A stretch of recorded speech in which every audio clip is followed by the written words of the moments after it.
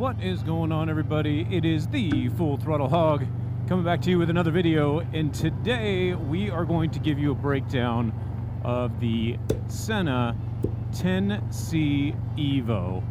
We're just going to kind of take a look, 10 months of using it, and just give you my honest take. So let's get into that right now. If this is your first time here, like I said, welcome. Thank you for stopping by. Thank you for taking the time out of your day to watch this video. On this channel, we pretty much discuss everything motorcycle related. We do product review, bike review, and we dabble into a little bit of a cinematic sequence from time to time to make it a little bit more enjoyable. If you're into that type of thing, and you haven't already, go ahead and hit subscribe down below. Hit that bell icon so you know every single time we release a video. So for many people, when they get into maybe possibly the idea of motovlogging, obviously we want to have the best functionality possible, along with something, streamlined. So having a communication system along with a camera is kind of the best of both worlds, you would think. However, I will tell you, there are things that I like about this device, and there's things that I absolutely hate about this device, and we're going to get into those. First, let's just go over, the basics. I'm not going to go in depth about all its capabilities. There's plenty of videos out there you can search on your own that'll have the full breakdown of the 10C EVO system. But, the looks, I do find it, like a good-looking system on the side of the helmet. It's not too big and bulky, and so for that, I'm going to give it an 8 out of a 10 if I were to rate how I like the look of it on a helmet. As far as the function buttons, all the dials here, I do like how they have that set up. It's just one of those things where it's real easy to use once you get the, dare I call it, an algorithm down, because each function button is different. You got one for the phone, you got one for the camera, and then if you use both at the same time, you can turn in the dial. There's a whole bunch of different functionalities, but I find it actually pretty easy to use while I'm just cruising down the road. Now, once we get into the durability of the unit, let's be honest. If you've watched some of these videos, I have put this thing through a torture test, if you will, when we were out in Sturgis, where we had rain, heavy rain, and hail. I've had no problems with the unit or water getting in the unit. So for that, I'm actually pretty pleased.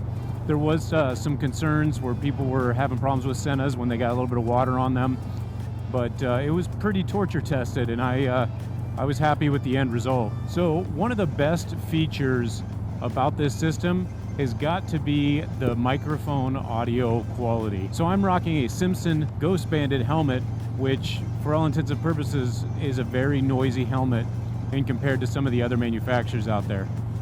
With that being said, I do enjoy the quality of the audio I get when I go back and post edit. There's a few minor quirks here and there, but I mean, we're going down the road at between 40 and 80 miles an hour, and I found it to be really clear. I was pretty happy with that, and I don't think I would change a thing. So when you're looking for your motovlogging setup, I mean, those are the things that are important. The audio has to be just as good as the video quality. And sometimes I prefer to have the audio even better than the video quality, to be honest with you. But now let's get into the things that I absolutely cannot stand about this system. The first thing is going to be the video quality. Now, I understand this thing shoots in 4K, and that was the big push from the Pro to the 10C EVO. But the picture quality itself is not good. I mean, I can show you right here. This is going to be unedited, no color correction whatsoever. The picture itself is oversaturated. It's very contrasty, and it just doesn't jive well when I'm using a GoPro along with the Sena. So that's why when you watch some of my videos, you see very little from the Sena point of view, because that picture quality is terrible. Which leads me to the next thing, which is they don't have any type of picture profile. I would love it if they would come out and put a picture profile where I could film in flat if I wanted to, because if I film in flat, then I can go and, when I do my color grading, kind of match it up a little bit better. But there is zero options for that, so it's very limited. If I had to do it all over again, seeing when I do projects with other riders and collaborations, I will tell you that the 10C Pro is got a better picture quality. I understand that doesn't shoot in 4K, shoots in 2.7 or 1440, and but for all intents and purposes, when you're going on to YouTube, anything that's 1080 is going to be probably good enough for that. And I would probably go with the Pro and ditch the EVO for right now. I just do not think that quality is there. Since we're talking about the video quality, the other thing is there's not really any image stabilization. And that image stabilization, obviously when you're riding a motorcycle, you want to be looking left and right all the time, right? You're always going to be aware of your surroundings because it's a safety thing.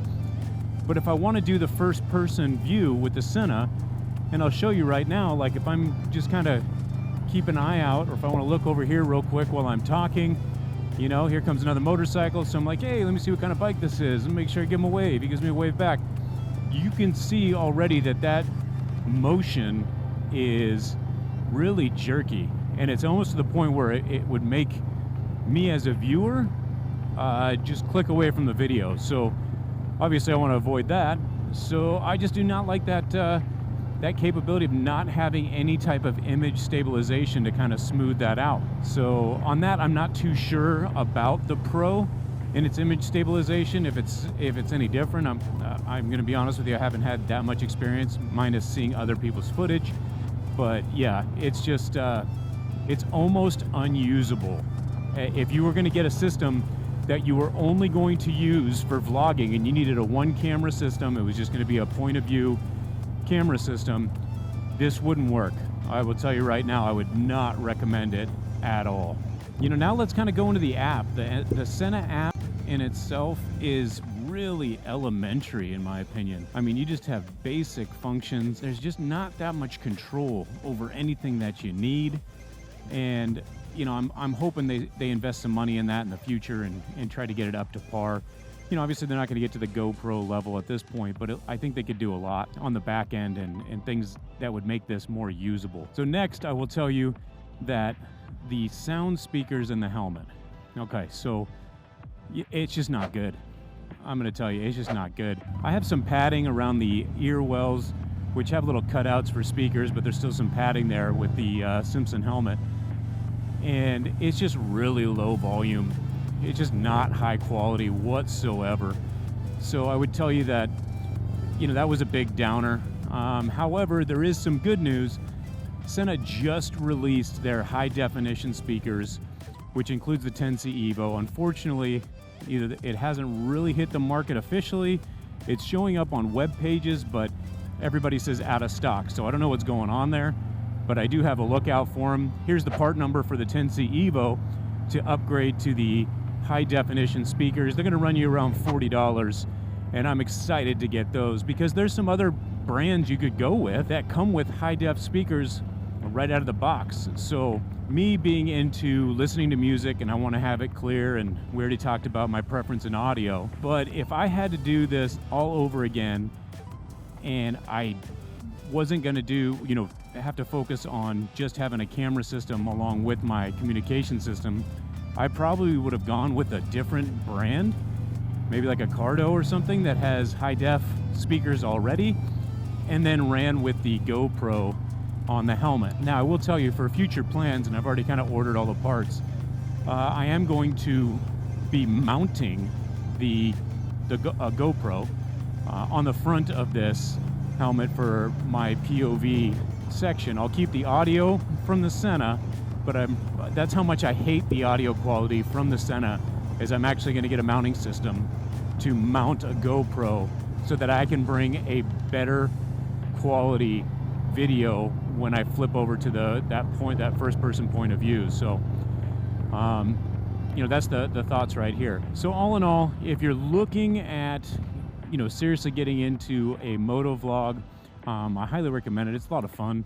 I think that you should probably research maybe doing a GoPro system from Jump Street. And if you have to go with the 10C, I would go with the Pro, just because that video quality is just a lot better than the 10C EVO for some unknown reason. But the baked in color profile they have on here is just not good. So I don't know. That's pretty much it as far as the 10C EVO. You know, it's great for the audio, but I think that I could achieve that if I went with a GoPro system. I'm just not a big fan of having like the battery packs and getting the external pieces and, you know, weighing down your helmet. I'm gonna have to do something to just to bring all you better quality video. But that's gonna do it today. Hopefully you guys enjoyed this video. Leave a comment down below. Go ahead and like the video, subscribe to the channel if you haven't already, and hit that bell icon so you know every single time we release a video. As soon as we hit 1,000 subscribers, I'm gonna be able to bring you all live with us as we go to all these events.